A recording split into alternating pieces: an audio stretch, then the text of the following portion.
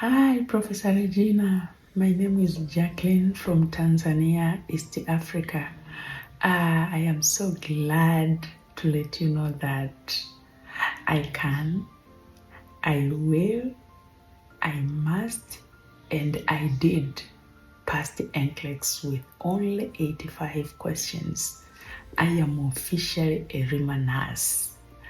I recently came to America to accompany my husband, who is a student at Andrews University in Michigan, and I started following your program after you popped in my Facebook account in May. It's when I purchased your program and you sent me the quick fact and the V2 book. And I started following you in the online sessions every Monday and Wednesday motivations, but also the YouTube videos. All this helped me so much. Professor Regina, God bless you abundantly.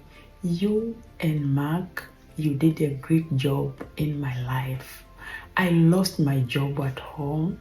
I was working with the Ministry of Health, and I just lost my job, but this encouraged me that God has a plan for our future life. God bless you and thank you so much, Professor Regina. Continue to do this because you never know. You are touching hearts of nurses all around the world. I don't know how I can explain, but just receive a lot of blessings because you helped me so much. Thank you so much, Professor Regina.